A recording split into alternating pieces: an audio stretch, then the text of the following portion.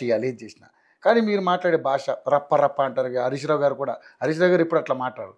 ఏంటంటే ఇప్పుడు కాంగ్రెస్ ప్రభుత్వానికి మీరు వాళ్ళు చేస్తున్నటువంటి ఏదైతే అంటే ఈ అవకతవకలు ఉన్నాయో వాటిని ఎత్తి చూపించాలి, ప్రజలకి చెప్పగలగాలి.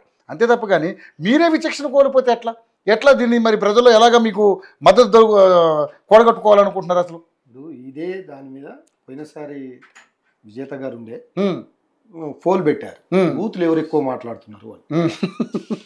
మీరు కూడా చూశారు, ఎవరు బూతులు ఎవరు ప్రజలేమో అన్నారు. కాంగ్రెస్ పార్టీ రేవంత్ రెడ్డి గారా కేటీఆర్ గారా అని పెట్టారు, బీజేపీ ఈటల రాజేంద్ర గారు అని 3 పేర్లు పెట్టారు. ఎవరు అనేది మొత్తం 75% రేవంత్ రెడ్డి గారే బూతులు ఎక్కువ మాట్లాడుతున్నారని చాలా క్లియర్గా. ఇవాళ కూడా ఒకటి పెట్టండి, ఇవాళ కూడా మీరు ఒకటి, తెలంగాణ ఆత్మగౌరవాన్ని ఏ పార్టీ కాపాడగలుగుతుంది? BRS party, Congress party, BJP party పెట్టండి, తెలిసిపోతుంది కదా. రామ్మూర్తి గారు అన్నారు తెలంగాణ ఆత్మగౌరవాన్ని ఏ పార్టీ కాపాడుతుంది అనే దాని మీద ఒక పోల్ అంటే పెట్టండి, చూద్దాం ఈ డిబేట్ అయ్యేలోపు ఎంతమంది ఓటేస్తారు ఏంటి అనేది. కాబట్టి తెలంగాణ పరిస్థితిలో తెలంగాణ గతంలో పర్సంటేజ్ ఎంత వచ్చింది శివ? 30-40 కేటీఆర్ ఉన్నాడు, 60-70 రేవంత్ రెడ్డి గారు ఉన్నారు. కనపడదు, క్లియర్ గా ఉన్నది. ఇప్పుడు చూద్దాం. కాబట్టి నేను ఒకటే అడుగుతున్నా, బీజేపీ మోడీ గారు నా తెలంగాణ తల్లిని చంపి బిడ్డను బతికించారని ఇంకా ఆత్మగౌరవాన్ని కించపరుస్తూ తెలంగాణని ఇబ్బంది పెడుతూ ఇంకా మాట్లాడుతున్నారు. అభివృద్ధి చేయడం ఆయన అంటున్నారు.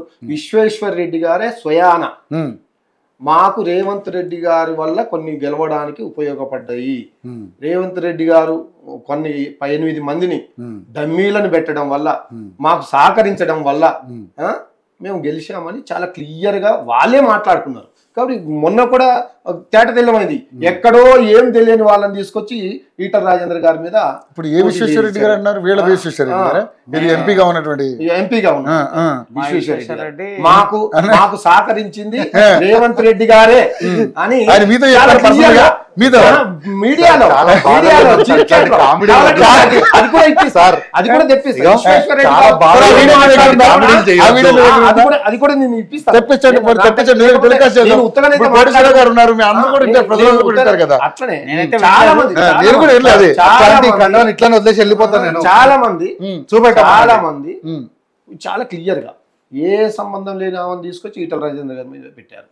మొన్న బీఆర్ఎస్ లో పార్టీలో గెలిచిన ఎమ్మెల్యేని ఎవరు లేనట్టు దాన నాగేంద్రని ఎంపీగా పెట్టారు, అంటే ఎమ్మెల్యేగా ఉన్న వాళ్ళని. ఇట్లా కొన్ని చేసి బీఆర్ఎస్ పార్టీకి బీజేపీ పార్టీ గెలవడానికి ఇండైరెక్ట్ గా రేవంత్ రెడ్డి గారు సహకరించిండు. ఇప్పుడు తెలుస్తుంది స్థానిక ఎన్నికలలో సరే ఎవరికి ఎవరు ఒక్కదా సమాజం చెప్పండి. ఎవరో ఏవో అన్నాయి అని పట్టించుకోకండి. సాక్షాత్తు కల్వకుంట్ల చంద్రశేఖరరావు గారి కూతురే మాట్లాడారు, ఏమని బీఆర్ఎస్ బీజేపీ ఒకటే అని అంటున్నారు, దీన్ని మీరు ఎందుకు తిప్పికొట్టలేకపోతున్నారు అంటే ఇందులో నిజం ఉందా అనేది ఆవిడ క్వశ్చన్ చేశారు. చాలా క్లియర్ గా బీజేపీలో ఎవరో బీజేపీలో ఒకవేళ కలపే కుట్ర కొంతమంది చేస్తున్నారు, నాయకులు ఎవరైనా మాట్లాడుకొని ఉండొచ్చు. మా కేసీఆర్ గారు అయితే మాట్లాడలేదుగా, కేటీఆర్ గారు అయితే మాట్లాడలేదుగా, లేదా బీజేపీ నుండి నాయకులు కొంతమంది మేము కాంగ్రెస్ బీజేపీ బీఆర్ఎస్ కలుస్తుందని ఏ నాయకుడు అయితే మాట్లాడలేదు కదా. ఎవరో ఒక మాట్లాడి ఏదో సోషల్ మీడియాలో వచ్చిన దాన్ని ఒకవేళ ఆ డౌట్లు ఏమైనా ఉంటే పటాపంచలు చేసినట్టు అడిగింది, దానికి సమాధానం వచ్చింది, దొరికింది, అయిపోయింది. టీ కప్ లో తుఫాన్ లాగా కవితక్క ఏదో జరగబోతుంది, ఏదో చేస్తుంది, పార్టీని ఇబ్బంది పెడుతుందని చాలా మంది భుజాలు ధరుముకున్నారు వేరే పార్టీ వాళ్ళు. కానీ అదేం ఉండదు, బీఆర్ఎస్ పార్టీ ఒకే తాటి మీద కేసీఆర్ గారి నాయకత్వంలో బ్రహ్మాండంగా ముందుకు పోతున్నది అనేది నిరూపించాము. మేము చెప్పేది ఒకటే, కౌలు రైతులకు 30 లక్షల మంది ఉన్నారు రైతులు, వాళ్లకు కూడా 15,000 రూపాయలు వేస్తామన్నారు. ఎంతమంది కౌలు రైతులకు వేశారు అంటే ఇవి అడగకూడదు, అడిగితే మాత్రం మీ మీద ఒక కేసులు పెడతాం, మీ మీద బూతులు. అన్నారు కదా, పోరు పెట్టారు కదా. తెలంగాణ ఆత్మగౌరవాన్ని ఏ పార్టీ కాపాడుతుందంటే కాంగ్రెస్ పార్టీ 100% వచ్చింది. అప్పుడే నువ్వు వచ్చిందే, ఇప్పుడే ఒకటే నిమిషం ఓకే రైట్. సరే ఇది అయిపోయినాక ఒకసారి చూసి మాట్లాడదు, కంటిన్యూ చేయండి. నేనేమంటున్నా, తెలంగాణ ఆత్మగౌరవాన్ని కాపాడంటే నాకు తెలంగాణ ప్రజలు ఏమంటాడే ముఖ్యమంత్రి పోయి తెలంగాణ నాయకులు పోతే ఢిల్లీకి చెప్పులు ఎత్తకపోయేటట్టు కనపడుతున్నారు. అది తెలంగాణ ఆత్మగౌరవాన్ని కాపాడినట్టు. తెలంగాణ ఆగమైపోతుంది, ఎడారిగా మారిందంటారా. తెలంగాణకు అప్పు పుడతలేదంటారా. ఒక ముఖ్యమంత్రి హోదాలో తెలంగాణ ఆత్మగౌరవాన్ని కాపాడాల్సిన వాడు తెలంగాణ ఆత్మగౌరవాన్ని కించపరుస్తుంటే దాన్ని ఏమంటారు మరి? ఆయన మళ్ళా కేసీఆర్ గారిని ఉరి తీయాలంటారు. అరే నువ్వు తెలంగాణ ఆత్మగౌరవాన్ని చంపుతున్న నిన్ను బహిరంగంగా ఉరి తీయాలా రేవంత్ రెడ్డి గారు? నిన్ను ఉరి తీస్తేనే ఈ రాష్ట్రం బాగుపడుతుంది, తెలంగాణ ప్రజలు బాగుపడతారు. ఏం మాటలు? ఒక తెలంగాణ రాష్ట్రం సాధించినోడు సావు నోట్లో దాకా పోయి తెలంగాణ రాష్ట్రం తెచ్చినోడు ఆయనను పట్టుకొని ఇష్టం వచ్చినట్టు మాట్లాడి ఇంకా ఎందుకు బుల్డోజ్ రాజకీయాలు చేస్తున్నారు? మీకు కావాల్సింది మీరు చేసే పనులు చేయండి. మేము అడుగుతాం, మేము ప్రతిపక్షంలో ఉన్నాం, ప్రతిదీ మీరు చేయడం లేదు. ప్రతిపక్షంలో ఉండి అడగండి సార్, అడుగుతాము. కేటీఆర్ గారు అవులే అంటే అయిపోయింది ఒక మాట. నువ్వు అవులే మాట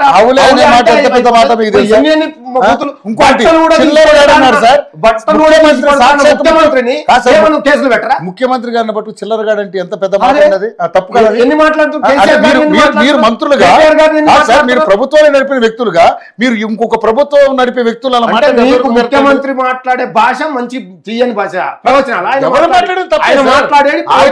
ఆయన మాట్లాడింది కూడా తప్పే అంటున్నాం. కాకపోతే ఇప్పుడు ఒక ముఖ్యమంత్రి హోదా ఉన్నవాడే అలా మాట్లాడితే మాలాంటి వాళ్ళు అందరం మాట్లాడతాం. ఆయనకే నోరు లేదు కదా, మాకు కూడా ఉన్నది కదా నోరు. మేము మాట్లాడతాం కదా, మేము ప్రతిపక్షంలో ఉన్నాం కదా.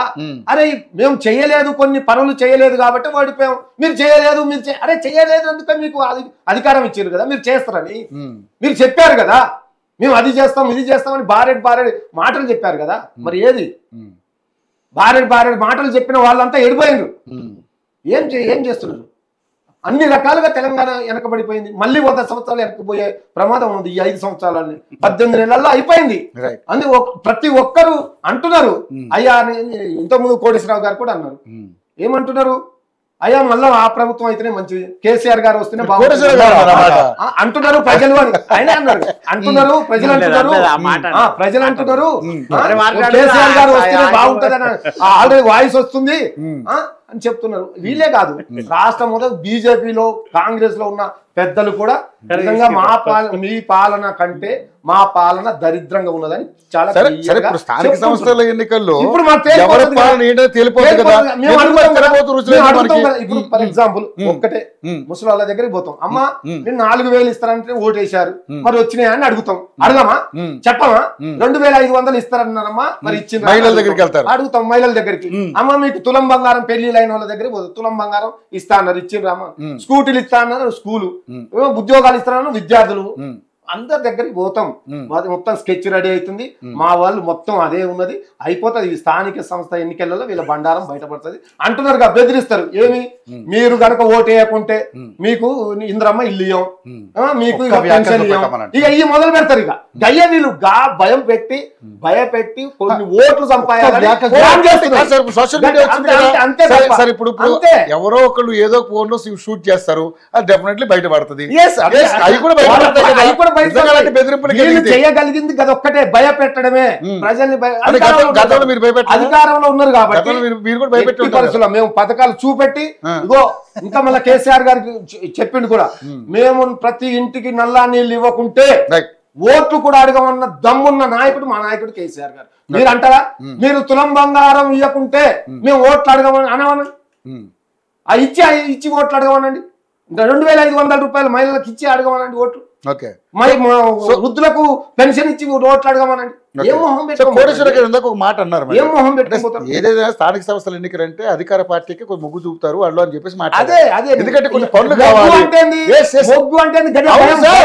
ఒక పాయింట్ ఉంది మీకు అర్థం కాదు. ఇప్పుడు ఏదైతే సర్పంచులు ఉన్నారో వాళ్ళకి డబ్బులు రావాలంటే ఎవరితో ఉండాలి సార్? గతంలో మీరు చేసిన ప్రాబ్లమ్స్ వల్లనే కదా అని ఇప్పుడు అధికార పార్టీ మాట్లాడుతుంది. ఆత్మహత్యలు జరిగిందే అడగండి. 10 ఏళ్ల కాలంలో నీకు ఎన్ని రకాల అభివృద్ధి గ్రామ పంచాయతీలు జరిగినాయి, అడగండి. ఉమ్. వాళ్ళే కదా రేపు పోటీ చేసేది. అదే. అందుకనే అవన్నీ కూడా నిన్న కూడా ఒక పేపర్ లో చూసిన గ్రా- వాళ్ళకు సంబంధించిన ఒక పేపరే ఉమ్. సర్పంచులు కాంగ్రెస్ పార్టీ నుండి పోటీ చేయడానికే జంకుతున్నారు అని నిన్న నేను కూడా చూపెడతా, ఇప్పుడే చూపెడతా. ఏది వీళ్ళ పేపర్ ఏంటి మీరు చెప్పండి. వాళ్ళ పార్టీ చెప్పండి వీళ్ళ పేపర్ ఏంటి. అన్ని పేపర్ వాళ్ళ వెలుగులో కూడా వచ్చింది. వెలుగులో వాళ్ళు కూడా తెలుగు వీడియో స్క్రైబ్ అని వాళ్ళే ఇక అది చేస్తారు. కాబట్టి బిఆర్ఎస్ పార్టీ చాలా నిబ్బరంగా ఉన్నది, చాలా ధైర్యంగా ఉన్నది. వీళ్ళు చేసే వాళ్ళు ఎవరు తీసుకున్న గోతిలో వాళ్ళే పడతారు. వాళ్ళు ఇచ్చిన 100 అబద్ధాలే వాళ్ళకు గొయ్యి కూకున్నది. కాబట్టి ప్రజలు ఖచ్చితంగా సమయం వచ్చినప్పుడు కర్రు కాల్చి వాత పెట్టడానికి రెడీగా ఉన్నారు. రైట్ సామిల్ గారు మీరు చెప్పండి. అంటే నిజంగానే ఈరోజు మీరు ఏదైతే ప్రజలకు ఇస్తానన్న హామీల్ని నెరవేర్చలేకనే ఇన్నాళ్ళు స్థానిక సంస్థల ఎన్నికలకు వెళ్ళలేక ఇబ్బంది పడుతున్నారని చెప్పేసి కోటేశ్వరరావు గారు కావచ్చు, అదేవిధంగా బీఆర్ఎస్కి సంబంధించిన నాయకులు కావచ్చు, బీజేపీకి సంబంధించిన నాయకులు కావచ్చు అంటున్నారు. డెఫినెట్లీ అంటారు. ప్రజలు కూడా రేపు మిమ్మల్ని క్వశ్చన్ చేస్తారు, ఏ ముఖం పెట్టుకుని మీరు స్థానిక సంస్థల ఎన్నికలకు వచ్చారు. కాకపోతే ఇక్కడ అధికార పార్టీకి సంబంధించి కొన్ని